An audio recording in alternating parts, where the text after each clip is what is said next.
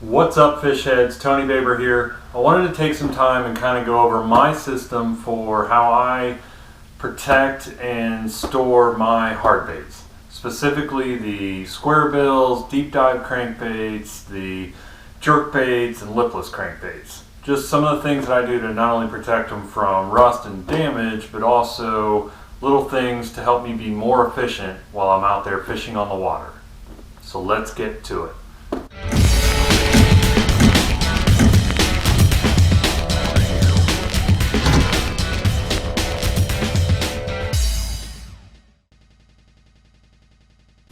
Alright, welcome back guys. If this is your first time visiting my channel or watching one of my videos, make sure you hit that subscribe button and ring that notification bell down below so you can stay in touch with all the latest updates and uploads on my channel, Tony Baber Fishing. So, as I kind of said in the intro, I wanted to go over and kind of go into a little bit of my storage and how I do things as far as my hard baits go. Now I'm not going to sit here and go through every box that I own and walk you through all the baits and stuff like that. I just wanted to give you kind of a general overview and let you take a look inside of the boxes and kind of give you an idea of how I started with the storage and stuff like that with my different baits. So we'll start off with the crankbaits and things like that. So with my square bills, because it's something I have a lot of confidence in and something I do a lot of, obviously I have a lot more of the baits. So as you probably know from your own experience, the more confidence you have in something, the more likely you are to go out and buy more of that bait and things like that. So as I kept kind of evolving and growing and getting more and more of this stuff, I started seeing an issue where how do I best store my baits to be the most efficient on the water, as well as keep them protected and not get them damaged and things like that. So one of the ways I started off was of course, Flambeau makes these rust, kind of Z-rust boxes as they call them. These tabs here are treated with a chemical that's supposed to help kind of eliminate rust in the products and protect them from getting damaged and things like that. Now I know Plano recently came out with a rust stricter, I believe is what they call it, style box, which is basically the same kind of concept, but it's Plano's version of it. So obviously take a look at your options out there. I believe Bass Mafia has something built into their boxes as well. There's plenty of options out there and different ways to go about it. I went with the Flambeau. I particularly like the deep style of these boxes here because I have so many of the baits and some of the baits are bigger and things like that. It allows me to store plenty of them and not have to worry about separating them out into multiple different boxes. So kind of the way I do mine, I have it set up basically smaller to bigger, and then I have like separated out even by sound and deep dive. So like up front here is generally my smaller square bills, my shallower running ones. So like for Strike King, the 1.0, the 1.5 shallows, the Baby 1- by Mans. Those kind of baits I all have up front, and then as I work my way back and over, it kind of gets deeper and bigger. So 1.5 or 1.0s, 1.5s is what I have the most of, so that takes up the majority of kind of the middle of the box. So I go, and then I also go in and separate them out by color. So if I have clearer baits or anything like that, I'll kind of try to put those together. If I have, as you can see, like crawfish colored baits, I kind of keep them in the same box or area, so to speak. Bluegill or natural color bluegill, things like that are up here. Tennessee shad and those kind of colors. I kind of just keep everything as organized as I can, as micro organized you could say as I can. So like black and chartreuse up here, and then I also down here on the side is where I've kept like my sound baits, so the square bills that have the rattles in them so that they rattle and make noise. I've got all those in one compartment, and I also have like the 1.5 deeps that they came out with last year, all separated out into a compartment. So what that does is it kind of helps me be efficient in the sense of I've got everything organized by color, so I know exactly where I'm going for a specific color or size. So I don't have to sit there and hunt around because I've got them all mixed together. I know my 1.0s, my 1.5s are up here. I know my crawfish 2.5s are back here in this corner, that kind of thing. So that's one way that it helps me be efficient. Another thing that I do is because all my crankbaits I've put in these Flambeau boxes with the Z-Rust, So like the smaller ones all come with like the blue tabs on them, which helps me easily identify my crankbait boxes. Because every one of my crankbait boxes has these with the blue tabs. I can instantly look down in that compartment on that boat and see those blue tabs sticking out, and I know exactly that those are whichever boxes I'm looking for. The other thing I do, and there's a couple different ways that I've seen to do it, is I use a Sharpie and write on it exactly what it is. So square bills, deep dive crankbaits, jerk baits, my lipless crankbaits, all that stuff. I write it right on there in a Sharpie. Stays on there really well. If it starts to fade or anything, it's easy to kind of wipe it off, and you can scrub it off and basically rewrite it on there. You can use labels. I've tried using tape before and writing on that. The problem that I had with the tape was it was all great until midway through the season, and later in the season as it started to get worn out, the tape would start kind of rolling up on the edges, or it'd come unstuck, or if it was really hot, it'd kind of bake that stickiness, adhesiveness out of it to where it wouldn't even stick on the boxes anymore. So this is kind of the best way that I found to do it, because I know that that label's not going to go anywhere because it's literally written in the box or on the box in Sharpie. So I didn't have to worry about it. All I would have to do is go back over that maybe once every year. I don't think I went over any of these at all this year, and you can see that they're all still pretty legible. They're not really tore up that bad or anything like that. But that's kind of a quick overview as far as like the efficiency goes for the boxes. So that's my square bill box. This is my deep dive crankbait box. So it's kind of the same concept. It's something I have a lot of confidence in, something I love doing, throwing deep dive baits. So I kind of set this up similar to the square bills in the sense of like I went with my smaller up front and then bigger and deeper to the back, as well as having a separate compartment for some of my rattling, or I'm sorry, not rattling, but my silent ones, because some of them are silent, they don't have noise. And I usually mark on them too, that way I can help identify them too if I ever get them mixed up, or if I'm doing like a mixed box or something, if I don't take this whole box but I take some baits with me. If I have just a little dot or an S or however you want to mark on that bait, just a little something that's not so big that it's noticeable by the fish, but something that you can easily identify, hey, that's a silent bait. Just a quick little tip there, something that might help you out.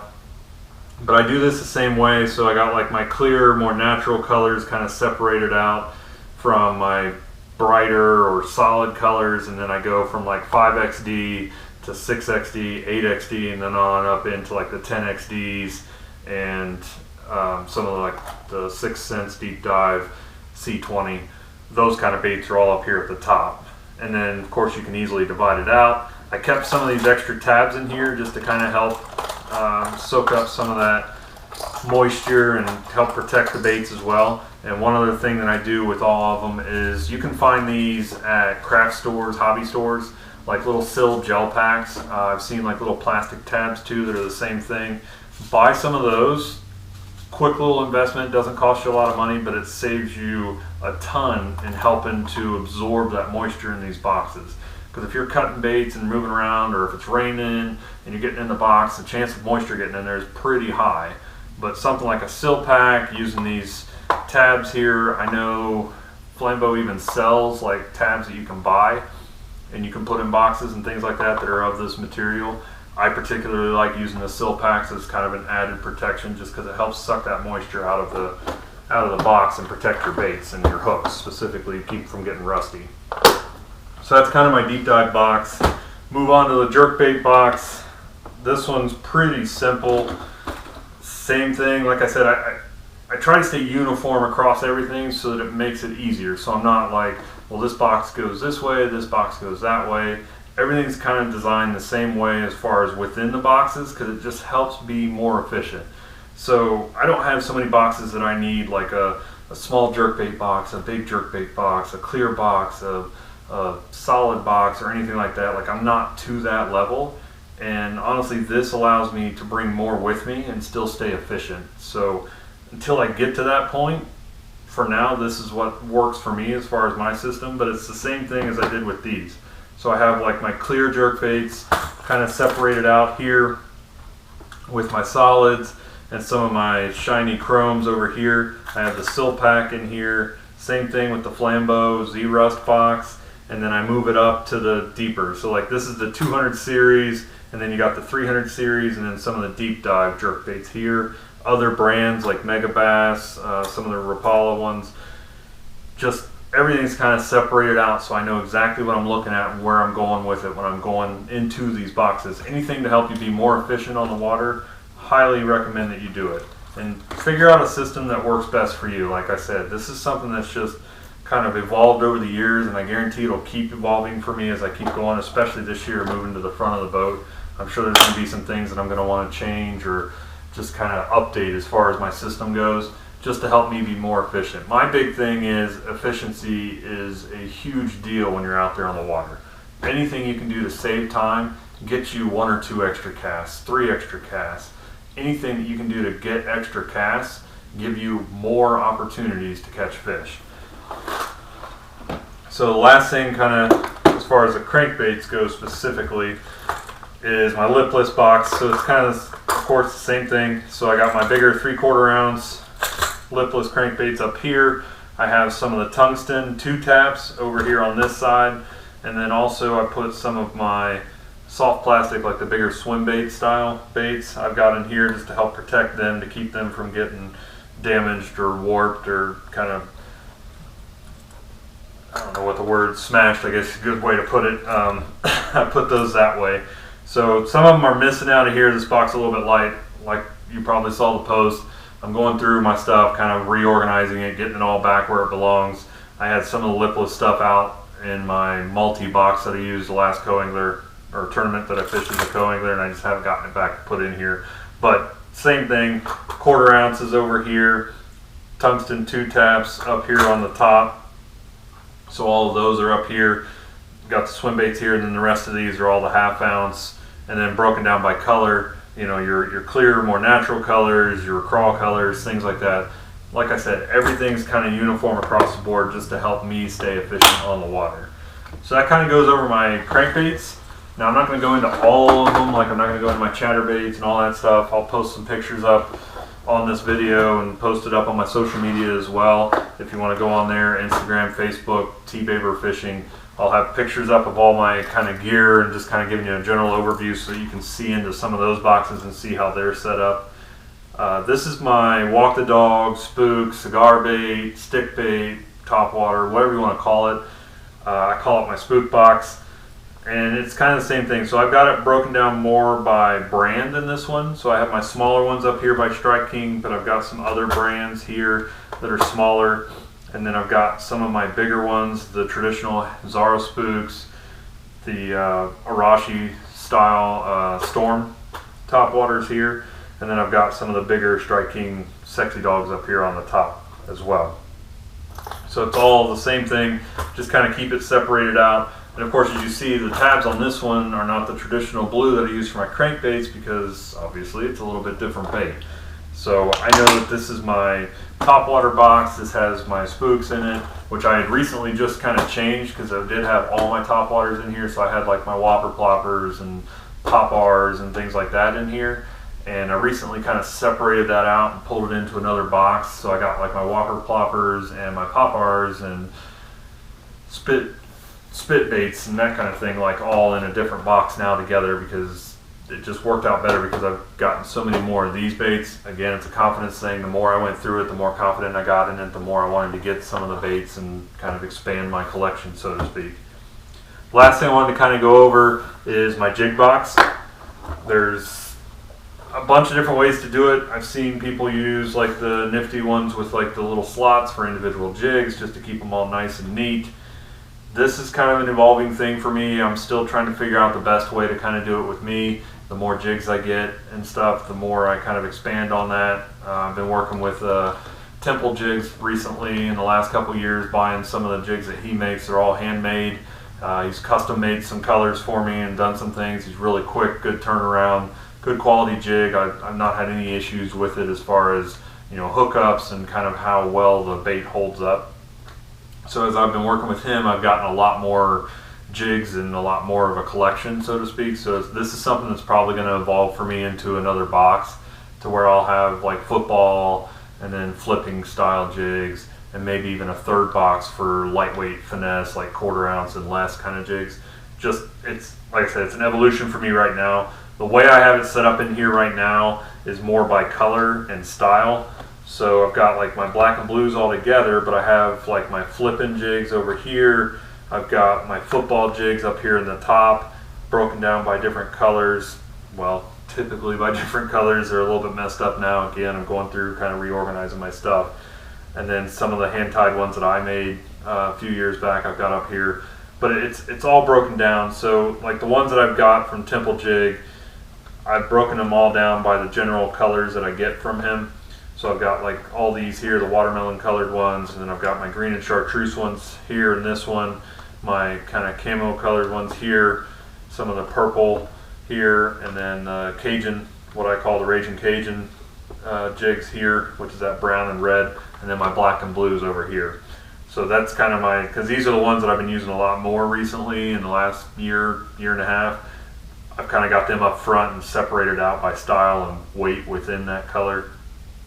And like I said, this is more my footballs up here, which I'm going to pull out and probably end up doing a separate box just for football jigs, because I've got so many different weights of them and colors and things. It's just going to make it a lot more easy, because again, it's all about efficiency. So as it is right now, it's a lot harder for me to be efficient when I'm trying to find football jigs, because I've got them all crammed into one compartment in this box.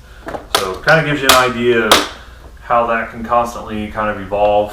My spinnerbait box is broken down. I got two different boxes by brand, basically, because there's some brands that I'm trying out new, and then some of the more traditional ones that I've been using for the last couple of years. So I want to keep them separated so I can kind of keep an eye on what I'm using and things like that. It makes it easier to kind of use them as well.